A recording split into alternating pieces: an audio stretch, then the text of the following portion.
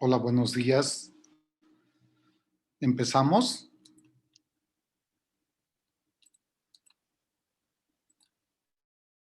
Sí, doctor, se puede iniciar. Ok, entonces voy a realizar la presentación correspondiente. Ok, bienvenidos a todos los participantes y también a nuestros ponentes el día de hoy.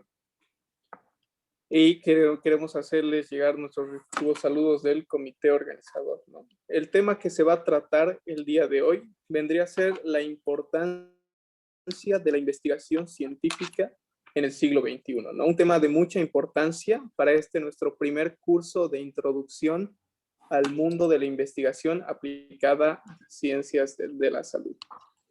Entonces, con un doctorado en salud pública del Instituto Nacional de Salud Pública en México, un diplomado en desarrollo de investigaciones en ITS de la Universidad de Washington, Seattle, un máster en salud pública con mención en epidemiología de la Universidad NUR en la ciudad de La Paz, bioquímico farmacéutico de la Universidad Mayor de San Andrés. Tengo el honor de presentarles al doctor Freddy Tinajeros Guzmán.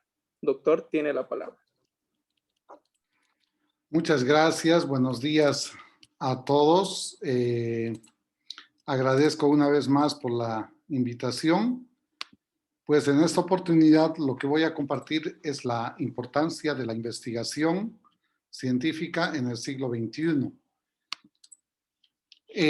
Bueno, seguramente nos preguntamos ¿por qué es importante publicar artículos científicos? Y a veces nos preguntamos por qué publicar, cuál es la importancia en el contexto actual, cómo escogemos dónde publicar, cuál es la estructura, la revisión de un artículo y el proceso editorial, la ética y la construcción de un artículo. Entonces, eso rápidamente vamos a hablar. No voy a redundar en cosas que ya han hablado. Tengo entendido que ya hicieron el tema de redacción de artículos científicos. Entonces me voy a concentrar directamente en ciertos aspectos relacionados a la importancia.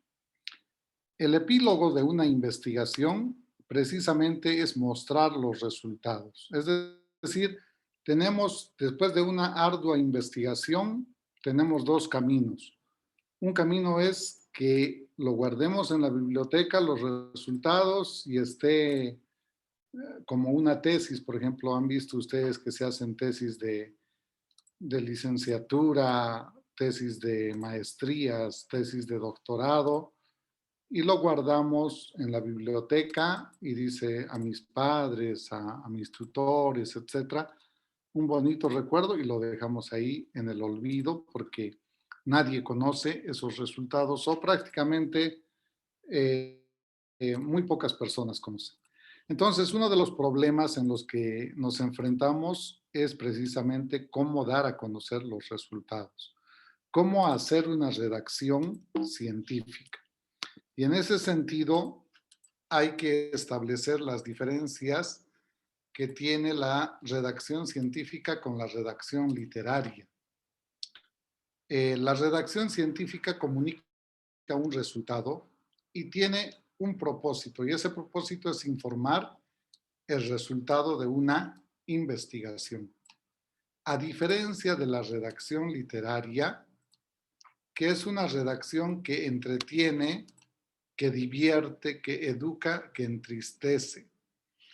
Se utilizan recursos como metáforas, sentido figurado, vocabulario florido, etc. Entonces, es totalmente diferente a lo que es la redacción científica. Y en ese sentido, hoy en día nos ponemos a reflexionar cuál es la importancia de la publicación de artículos científicos o de la investigación científica en el contexto actual. ¿Y cuál es el contexto actual?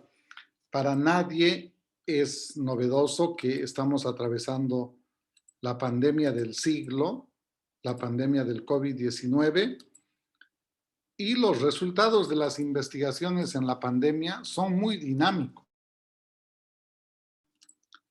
y se han realizado diferentes publicaciones en poco tiempo. Realmente millones de publicaciones se han realizado durante este poco tiempo. A partir de prácticamente enero de 2020 y alguien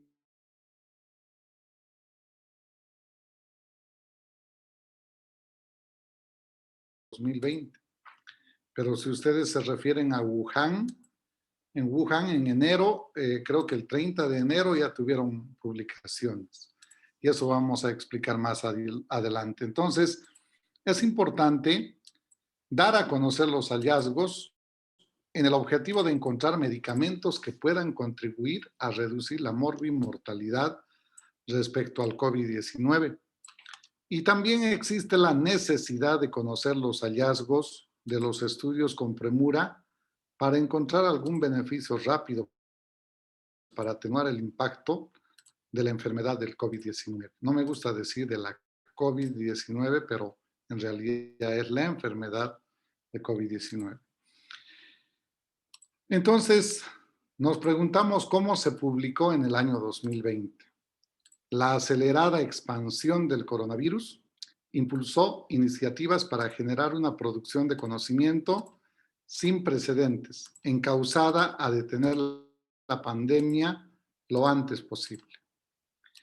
En respuesta a esta necesidad, pues se aceleró la publicación de investigaciones sin revisión de pares o a través de un proceso rápido y en consecuencia los sistemas de comunicación y publicación científica y sus elementos, revistas, revisores, bases de datos, repositorios, y están frente a un desafío enorme porque se tiene una gran cantidad de conocimiento generado en un breve lapso de tiempo y esto realmente no tuvo precedentes. Si ustedes revisan, se ha publicado una ingente cantidad de artículos científicos, incluso circularon publicaciones preprint. Recuerdan, hasta hoy tenemos las publicaciones preprint. Alguien terminó un estudio, está en proceso de revisión en una revista científica, pero sin embargo está circulando la versión preprint que nos da los resultados de esa investigación. Entonces, miren, en un análisis pequeño que realizan, según las publicaciones, el porcentaje de artículos por modelo de acceso y años de publicación, miren, el 2019, 0.30. El 2020, 99.7. Y ojo, esto está actualizado solamente hasta abril del 2020. Imagínense si tuviéramos todo del año 2020 hasta el 31 de diciembre, incluyendo el 2021. Esto rebasaría toda expectativa. 2020 y 2019. Miren esa diferencia que existe en la publicación. Y así también se hizo un análisis de la distribución de artículos por revistas científicas según el ranking de las revistas. Miren, tenemos International Journal of Infectious Disease, Clinical Research Edition, Clinical Infectious Disease. Tenemos The Lancet, miren lo que ha publicado, gran cantidad, Lancet. Journal of Microbiology, Immunology and Infection, The Lancet Public Health. Tenemos aquí Eurosurveillance, Journal of Clinical Medicine, Annals of Internal Medicine, artículos en medicina interna se han publicado muchos, Journal of Infections. Entonces, realmente hubo gran impacto en la publicación. Y miren a qué nivel de análisis se llega en estas publicaciones. Según los coautores de las publicaciones, Miren, en Japón, Nishura Hiroshi y su grupo de investigadores, ¿sí? Pero en otros lugares también tenemos Sue, Kim Jin Jong y varios han publicado, y de acuerdo a las coautorías se puede también rastrear, y de acuerdo a los temas, miren, de acuerdo a los temas, coronavirus enfocado en el paciente, hospitalización, tratamiento, el número de casos, los modelos, los escenarios. Entonces, si ustedes pueden ver, hay una gran cantidad de publicaciones que se ha realizado en el mundo. Y aquí hablamos, por ejemplo, de los artículos más citados en el mundo. De acuerdo a las citaciones realizadas, podemos observar, por ejemplo, en esta tabla tenemos los 10 artículos más citados en el mundo. Miren, Coronavirus Disease 2019, a Guide para el Reino Unido. Miren, 540 millones de citaciones en 3.859 medios sociales. Luego tenemos a Familial Cluster of Pneumonia Associated with COVID-19, 153 y en 9.526 medios. Entonces pueden observar en el poco tiempo cómo la gente ha tratado de ver las guías de manejo del COVID-19 del Reino Unido, ¿no? Entonces, ese es un ejemplo del impacto de las publicaciones que tenemos, las variantes del COVID-19, las diferentes variantes a partir de una secuenciación genética, publicado por el CDC, Center for Disease Control and Prevention.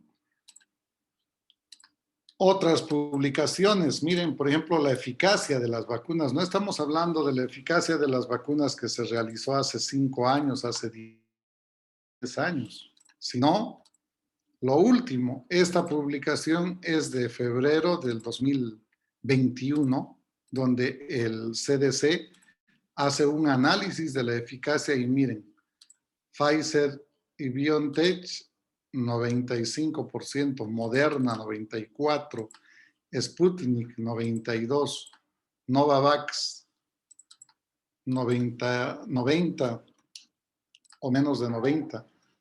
Y hay 2 Novavax hecho en Inglaterra y hecho en Sudáfrica. AstraZeneca a los 12 meses, miren, casi 80%. AstraZeneca, la común, 62%. Johnson & Johnson, 67%. Y la que recibimos en Bolivia, no quiero decir 50%, es como lanzar una moneda al aire. Te protege o no te protege. Pero tampoco quiero preocuparlos. Se ha visto de que se han hecho nuevos estudios y al parecer podría tener un mejor desempeño con las 2 dosis, la Sinovac, pero es esto lo que ha encontrado el CDC. Entonces, en muchos casos, inclusive hoy en día, están haciendo estudios y ya se tienen resultados. Las 2 dosis de una vacuna con un refuerzo de otra configuración dice que podría incrementar 100 veces más la eficacia y 100 veces más la producción de un anticuerpo o de anticuerpos. Entonces, realmente la información científica es vital. Miren, las tasas de COVID-19 están disminuyendo, pero siguen siendo elevadas en regiones del noreste, sureste. Es decir, el COVID-19 ha desnudado nuestras falencias y nuestras fortalezas. Miren, Estados Unidos como con su vigilancia epidemiológica hace estudios que pueden tener cierto impacto en la prevención. Miren, tenemos aquí como lugares que tienen elevadas tasas. Aquí tenemos a Miami, ¿sí? Y lugares que ya prácticamente han resuelto el problema a este lado, por ejemplo, en el oeste, en la costa oeste de los Estados Unidos, ¿sí? Entonces, podemos observar cómo la vigilancia epidemiológica nos puede permitir tener información actualizada. Estudios que se han hecho, miren, la actividad antiviral del interferón B1B contra el SARS-CoV-2.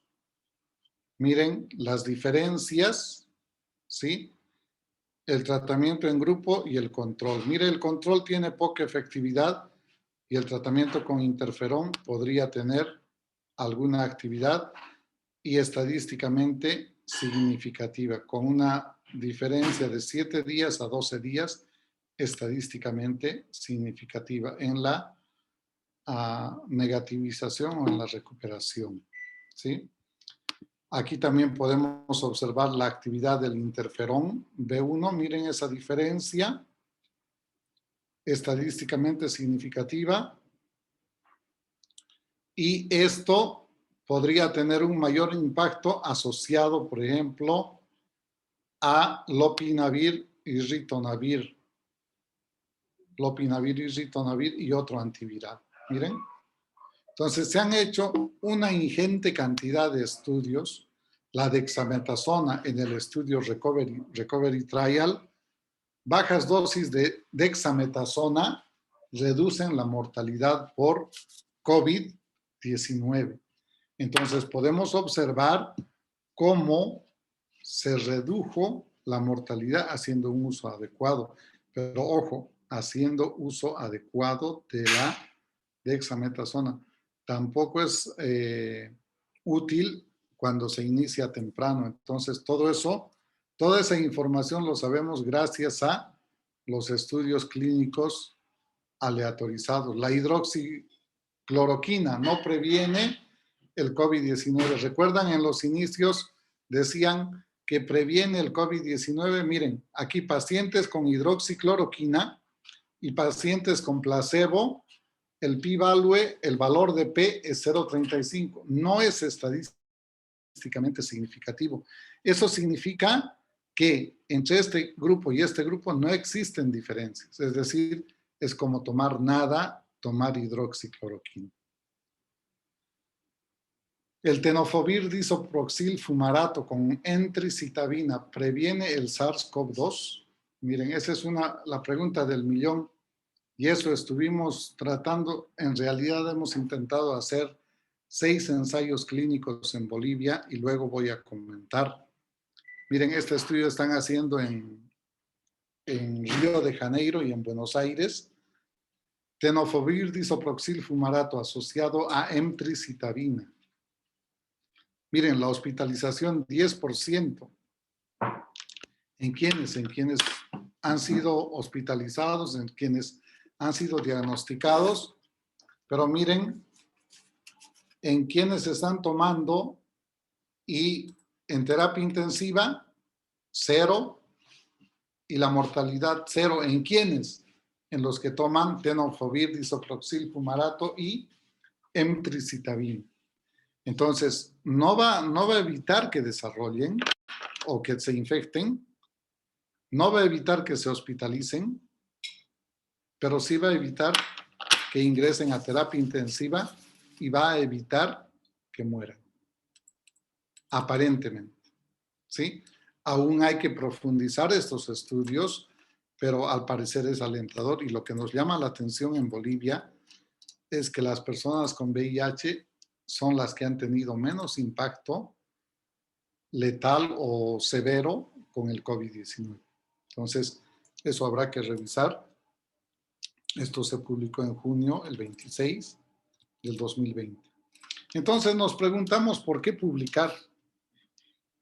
Porque publicar es uno de los pasos necesarios y es parte integral del proceso de la investigación científica. Si nosotros, como les dije, hacemos una tesis bonita y lo dejamos en la biblioteca, nadie se entera.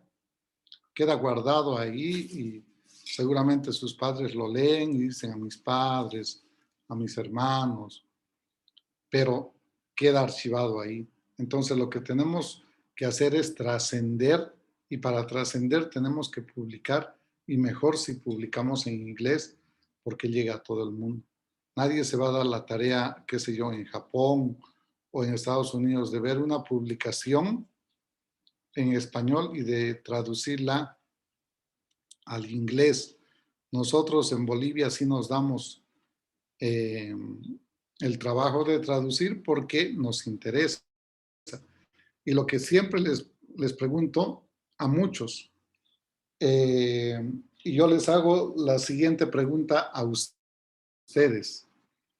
Si ustedes hacen un gran trabajo, un trabajo de un ensayo clínico aleatorizado, bien diseñado, bien estructurado, con un comité de ética que aprobó, con muy buenos análisis, resultados, ¿dónde publicarían?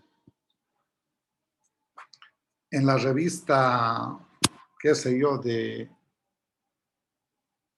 no tengo nada contra Montero, nada contra ningún lugar, en la revista de Montero o en la revista en Infectious Disease o The Lancet o qué sé yo, JAMA o Clinical Infectious Disease. ¿Dónde pensarían publicar para que tenga mayor impacto? ¿Alguien me puede responder?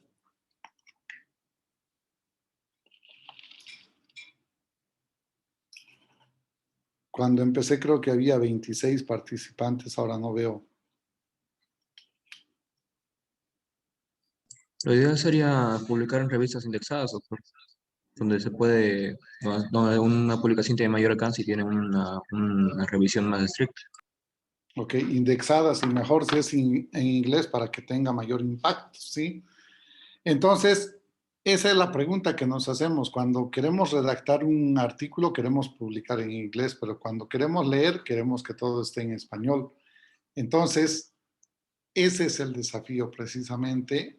Otro desafío que tenemos como país es que hablemos inglés, que podamos meternos a ese mundo del inglés. Entonces, lo que dice Michael Faraday, trabaja, termina tu trabajo y publica. Si trabajas intensamente y no terminas tu trabajo, no hiciste nada. Si trabajas intensamente, terminas tu trabajo, hiciste algo importante, pero nadie lo conoce y de tus resultados se puede beneficiar la población. De tus resultados se puede beneficiar la humanidad. Y a veces pretendemos que todo sea 100%, especialmente en Bolivia parece que tenemos el switch de que cuando alguien tiene que hacer una investigación tiene que tener el 100% de efectividad, 100% de eficacia. Alguien nos metió ese switch en la cabeza y valoramos con ese switch, valoramos con ese chip de que tiene que ser 100%, si no, no sirve. Entonces, cuando tienen un resultado negativo en una publicación, también es útil. ¿Por qué? Por ejemplo, el caso de hidroxicloroquina. No funciona la hidroxicloroquina. Perfecto, eso nos ayuda a entender que no funciona. ¿Me entienden? No hay evidencia del dióxido de cloro. Perfecto, pero sin embargo tenemos una asamblea o un parlamento que aprueba el dióxido de cloro como medicamento oficial para tratar el COVID-19. Sin embargo, muchos profesionales han estado tomando dióxido de cloro y han tenido un desenlace negativo. Entonces, esto es importante, el beneficio. Gracias a la publicación de que la hidroxicloroquina no funciona, muchos sabemos que hemos estado perdiendo tiempo y es más, personas con problemas cardíacos han empeorado con la hidroxicloroquina. Motivos por los cuales un profesional debe publicar artículos científicos. La difusión científica es un paso importante. El verdadero final de una investigación precisamente es la publicación de un artículo científico, que mediante una descripción exacta del proceso permite alimentar el conocimiento científico de la sociedad. Otros motivos a nivel académico, muchos de ustedes son estudiantes, muchos deben ser incluso ayudantes o auxiliares de docencia propia, como se dice técnicamente, y muchos docentes.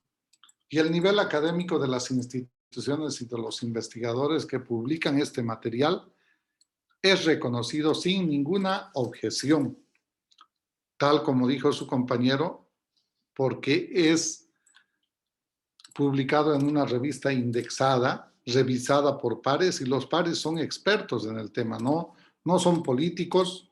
Si fueran políticos no tendría ningún sentido publicar. Y obviamente estos artículos revisados objetivamente quedan fuera de cualquier sesgo. Y esta neutralidad ofrece una valoración justa y universal.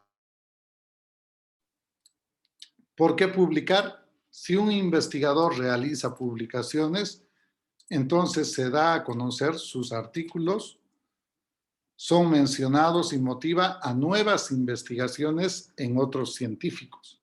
Sin duda alguna, esto es útil en la formación de nuevos profesionales con capacidad de investigación científica y tecnológica. Entonces, es importante publicar por ese argumento de compartir nuestras experiencias, nuestros resultados, para que se beneficie la comunidad, el mundo científico. Y obviamente la necesidad también de trascender, dejar un legado a las futuras generaciones, porque si ustedes publican, esa publicación no la pueden borrar. Por más que quieran, voy a borrar, ya está difundida a nivel mundial y ustedes entren y van a ver artículos que están marcados con el nombre y apellido de una persona y eso no se puede borrar, ¿sí? Entonces es algo que han dejado. Y miren, esto a veces nos deprime un poco. Las universidades que más publican, la Universidad de Sao Paulo, Universidad de Lisboa, la UNAM, Universidad Autónoma de México, Universidad de Barcelona, y esto es solamente en español, ojo, esto es de la Sociedad Iberoamericana de Universidades, la Universidad de Porto, Universidad Estadual de Campiñas, Universidad Autónoma de Barcelona, Universidad Complutense de Madrid, Universidad Federal de Río de Janeiro,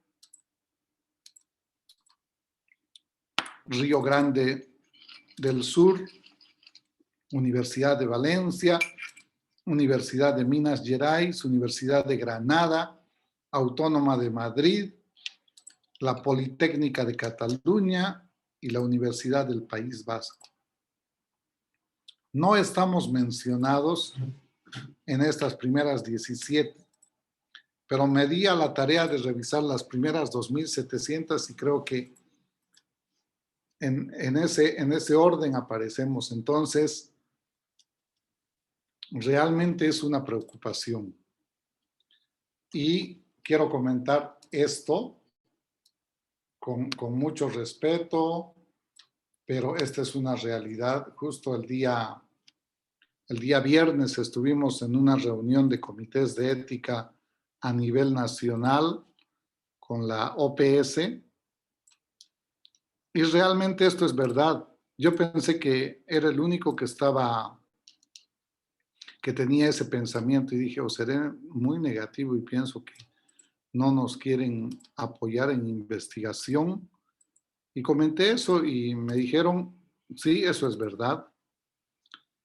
En Bolivia, hablar de hacer un ensayo clínico aleatorizado activa muchas alarmas, lamentablemente. Si ustedes se plantean hacer un ensayo clínico aleatorizado, todo el mundo que nunca asistía a nada, que nunca opinaba en nada, opinan todos. Cuando se proponen hacer un ensayo clínico aleatorizado en Bolivia, pasa por muchos comités. Normalmente debería pasar simplemente por un comité de ética y ya. Pero de pronto aparecen comités científicos del ministerio, de la región, del departamento, y todo el mundo conoce, y la sociedad de tantos y la sociedad del otro, y al final todo el mundo opina. Y las entidades que no hacen investigación revisan. Lo digo esto con mucho respeto, pero díganme en este momento qué institución del Ministerio de Salud hace investigación. Sin embargo, tienen que revisar. Lo que nunca hacen, tienen que revisar. Se espera el 100% de efectividad y eficacia. Esto les digo con conocimiento de causa, no porque, miren, el año pasado hemos desarrollado un protocolo como en 2, 3 meses, un protocolo completo, amplio, detallado, para hacer un ensayo clínico aleatorizado de una molécula nueva para Bolivia que traían de Europa. Y bueno, la responsabilidad cayó en mi persona, desarrollé el protocolo, sometimos al comité de ética, todo en orden. Cuando llega al ministerio, las autoridades lo revisan, no tenemos evidencia que esto funcione. Hay alguna evidencia, hay algunos estudios que se han hecho en Europa y demuestra un 92% de eficacia, un 93% de efectividad, etcétera, ¿no? Y de pronto, sí, rechazado. Argumentamos, apelamos. Segunda reunión, explicamos, rechazado. Tercera reunión, invitamos a expertos inmunólogos de Francia, expertos farmacólogos de Alemania, expertos de Rusia y obviamente el equipo investigador de Bolivia. Rechazado porque no es 100% efectivo y 100% eficaz. Y me voy a ir a esto. Perdón que haga lo que no se debe hacer. Pregunta, ¿qué producto de estos tiene 100% de eficacia? Nosotros estamos utilizando una Sinovac de 50% a 60%. Estos son sus intervalos de confianza. A 60, a 63%.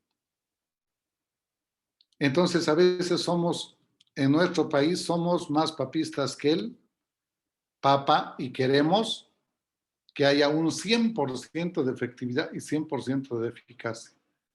Yo les hago una pregunta y a veces un poco de sentido común para nuestras autoridades. Si tuviera 100% de eficacia y 100% de efectividad, ¿para qué vamos a hacer un ensayo clínico aleatorizado? Simplemente se debería distribuir como medicamento y ya, ¿me entienden? Y entonces otro argumento para rechazarnos fue, ya no se necesitan medicamentos porque ya tenemos vacunas. Y hoy en día están viendo que las vacunas no lo son todo. Las vacunas no previenen que una persona se pueda infectar o reinfectar.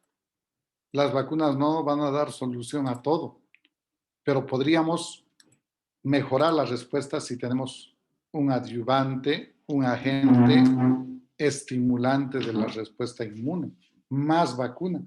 Inclusive propusimos probar ese medicamento más vacuna, medicamento solo, vacuna sola, es decir, lo que realmente un investigador puede hacer realidad en un diseño metodológico, pero no se pudo. Existe mucho celo profesional, más interesados de que no se haga la investigación. ¿Y quién pierde al final? ¿Quién pierde? No se beneficia y valga la redundancia, de los beneficios que podría implicar ese medicamento, simplemente saber que no funciona, que también es un beneficio. El saber qué no debo tomar porque estoy perdiendo el tiempo es un beneficio para la población. Entonces, una reflexión en ese sentido de cómo en Bolivia cortamos esos procesos de investigación. Y el viernes con la OPS se comentaba eso. Hay dos condiciones, solo se comentó de una condición en esa reunión y se decía, no sé por qué aquí en Bolivia se piensa que quien quiere hacer una investigación son unos malvados, unos abusivos, unos malévolos que quieren investigar. ¿Y por qué quieren investigar? Hay algo escondido, hay algo retorcido. O sea, hay ese pensamiento, uno. Y dos, que no lo dije en esa reunión, pero se asume aquí en Bolivia que quien quiere hacer una investigación, detrás de él hay miles de millones de dólares. Y ese es otro falso paradigma. A veces investigamos con lo poco que hay o con lo que no hay. Hacemos investigación. Y no porque nos genere réditos económicos. Simplemente por entender o por apoyar a veces. O a veces el rédito es tan mínimo que simplemente dice que los investigadores no nos dedicamos a la clínica, sino a la investigación porque hemos decidido ser pobres. Entonces, yo no conozco investigadores, seguramente de las grandes transnacionales probablemente, pero los investigadores normalmente estamos con un jean, con una polera y sencillos. Pero nos apasiona la investigación y por eso estamos en ese mundo. Entonces, básicamente eso, pero la idea no es desmotivarlos, sino mostrarles lo que pasa. Ustedes son las futuras generaciones y tienen que cambiar ese pensamiento. Miren, en esto de la pandemia del COVID-19, ¿cuántas investigaciones se han realizado en el mundo? Sin andarle, nuestros vecinos más cercanos, el Perú, ¿cómo ha publicado gran cantidad de artículos científicos? Brasil, Argentina, Chile. Y nosotros prácticamente digo, porque sí hay algunas publicaciones y lo hemos hecho a fuerzas, lo hemos hecho con lo poco que hay con la misma Universidad Gabriel René Moreno, con el Instituto de Investigación Económica y Financiera, pero hemos desarrollado algunas investigaciones con cero de financiamiento, pero hemos hecho investigaciones. Y las pocas investigaciones que hemos tratado de implementar nos las han rechazado. Y la última que nos rechazaron, ya estuvieron por aprobar un ensayo clínico, nos dijeron, como ya aparecieron las vacunas, ya no hay necesidad de investigar. Imagínense lo que pueden decir nuestras autoridades. Como ya aparecieron las vacunas, ya no hay necesidad de investigar. Esto realmente muestra un desconocimiento. Pero vamos avanzando. No todo es negativo. Podemos seguir avanzando. ¿Qué podemos publicar? Podemos publicar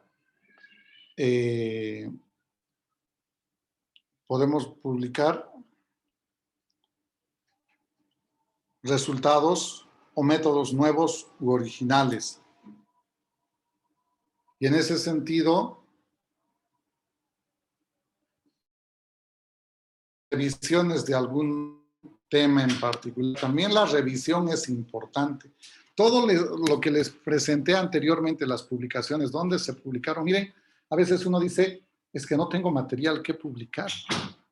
¿Saben qué publicaron que les presenté con sus referencias? en la revista lo que les presenté, Roelvis Ortiz Núñez, análisis métrico de la publicación científica en Scopus.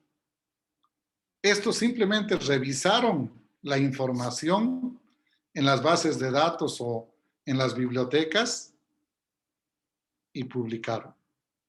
Entonces, en ese sentido, también podemos publicar revisiones de algún tema en particular, manuscritos que representan un avance en el conocimiento y la comprensión de algún campo científico.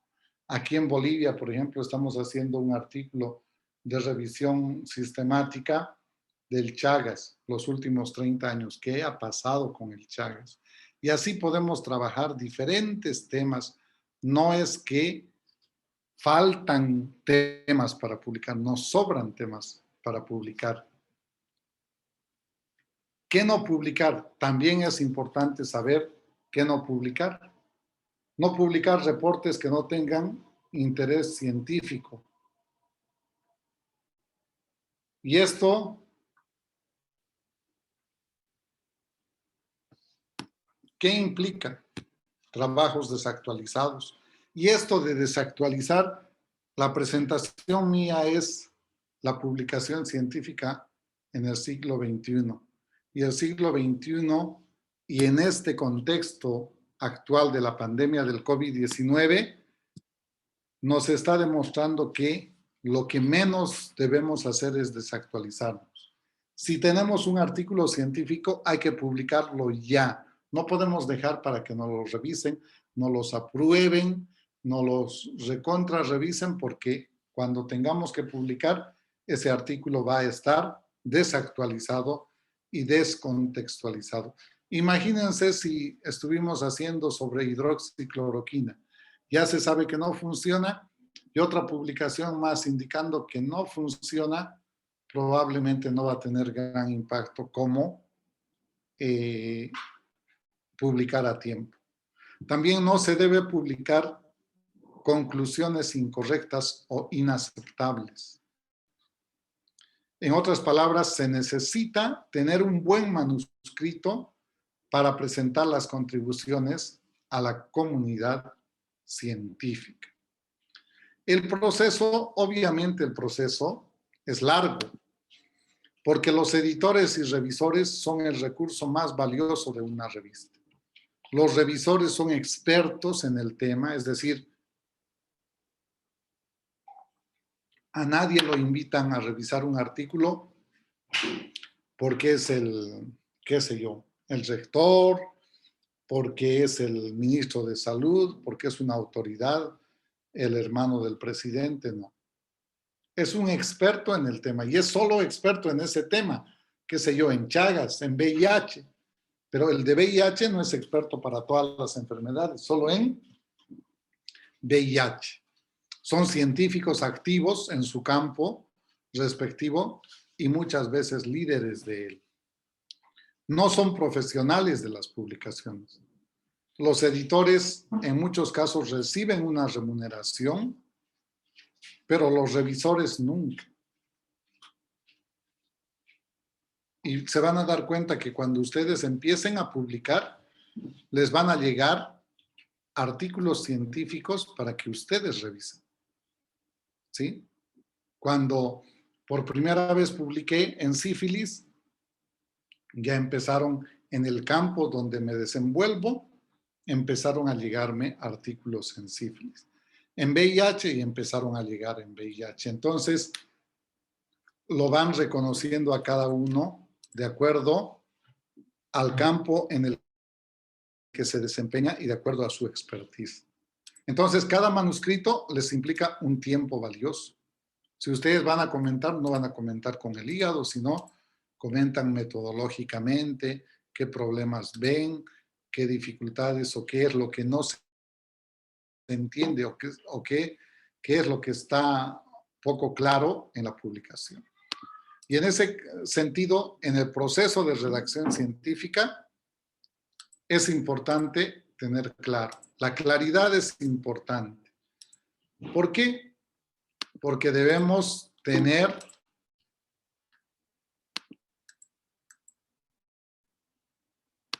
la claridad, ¿para qué?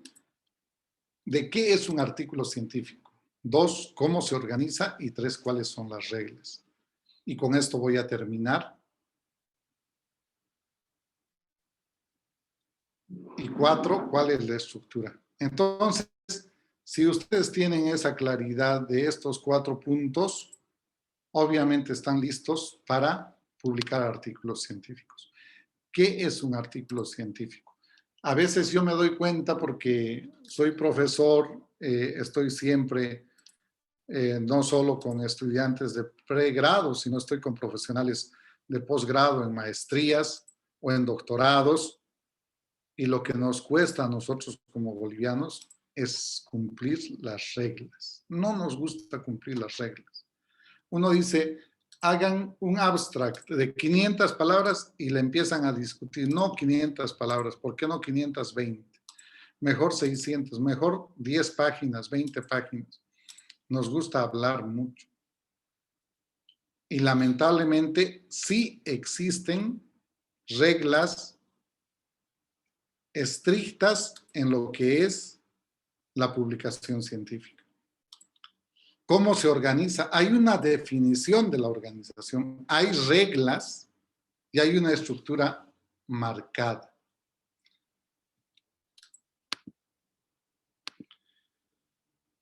Entonces, como dice Day en su publicación, Cómo escribir y publicar trabajos científicos, publicado en 1990, dice: un artículo científico es un informe escrito y publicado que describe resultados originales de una investigación. Y obviamente este artículo debe ser, dice, preciso, claro y breve. Y aquí es donde nos vamos, breve. Y a lo que les decía, no nos gusta cumplir las reglas. Debe ser breve, el resumen debe tener 300 palabras, 250, y debemos sujetarnos a eso. Tengo una tabla comparativa donde se ve, por ejemplo, Infectious Disease, Salud Pública de México, OPS Bulletin, OMS, qué sé yo, Lancet, y la mayoría de ellos están entre 4,000 a 5,000 palabras. El artículo completo, no estoy indicando que hay una negociación de acuerdo al color político, se va a publicar. Son 4,000 a 5,000 palabras. Un abstract de 250 a 300 palabras, 4 palabras clave, y eso es todo. Y con esto termino, y se aterriza en lo que ya saben ustedes. IMRID. Está en inglés, por eso dice IMRID.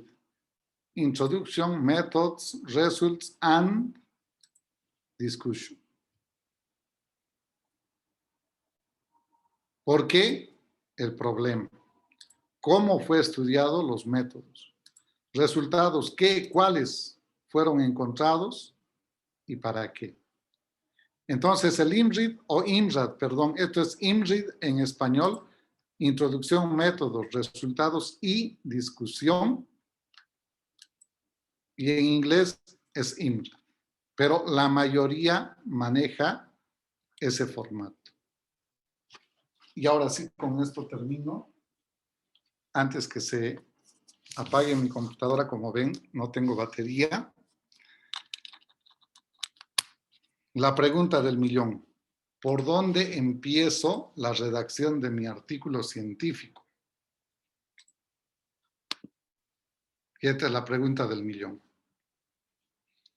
Claro, todos dirían, pero hay que ser ordenados. Empezamos por introducción, métodos, resultados y discusión. Pero dice que debemos empezar por materiales y métodos. No es una regla. Porque no se olviden, y ese es otro problema, que no tenemos la práctica de, antes de hacer una investigación, desarrollar un protocolo de investigación. Entonces, para los que hemos trabajado adecuadamente, primero hemos desarrollado un protocolo de investigación. Lo primero que debemos hacer es desarrollar materiales y métodos. ¿Por qué? Porque ya lo tenemos. ¿Sí? Ya lo tenemos. Es lo que estaba en el protocolo y simplemente hay que escribir en pasado lo que se hizo. Los resultados, lo que se ha encontrado. Y a partir de los resultados enlazamos con la discusión, porque la discusión es analizar los resultados a la luz de otros hallazgos u otras investigaciones científicas del mismo tema.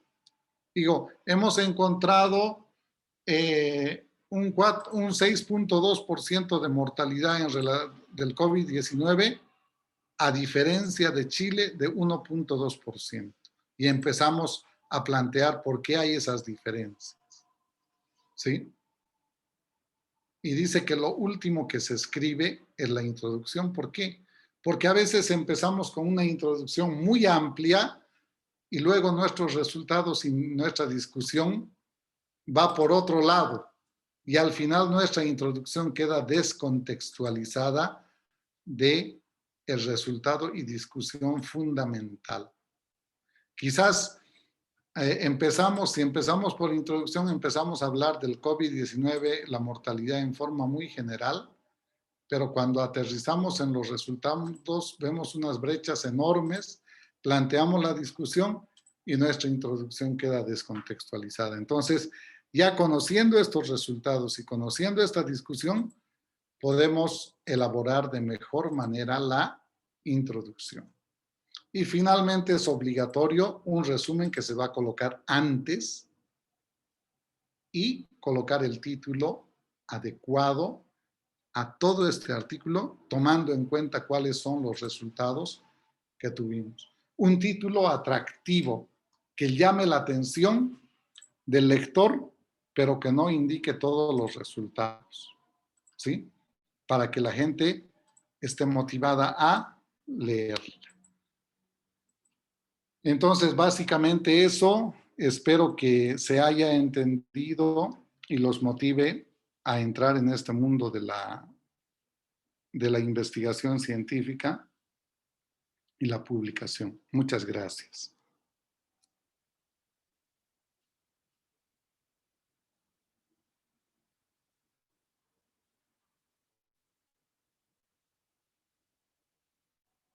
Hola. Muchísimas gracias, doctor.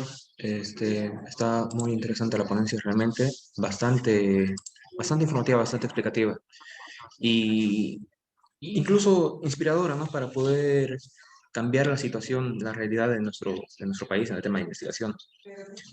Al parecer no hay preguntas, a todos les debe haber quedado bastante claro. Y bueno, no hay más que agradecerle muchísimo por su tiempo, por su esfuerzo y por habernos iluminado tanto hoy día. Muchas gracias, doctor. A ustedes las gracias En- por invitarme y por permitirme compartir la poca experiencia que podemos compartir con ustedes. Y les reitero, creo que ustedes son el futuro que se están formando y he tocado algunos temas de lo que no se debe hacer y temas que se deben hacer para motivarlos y seguir adelante. Yo creo que como país tenemos que cambiar esa forma de trabajar y abrirnos un poco a las investigaciones y no pensar que toda investigación que se quiere hacer es dañina y detrás de ello hay mucho dinero. Más bien pensar que es una oportunidad para la población, para conocer, y el conocimiento siempre se debe alentar. Creo que aparte de mostrarnos los beneficios o que una droga no funciona, definitivamente es valioso conocer esto para nuestra población. Muchas gracias.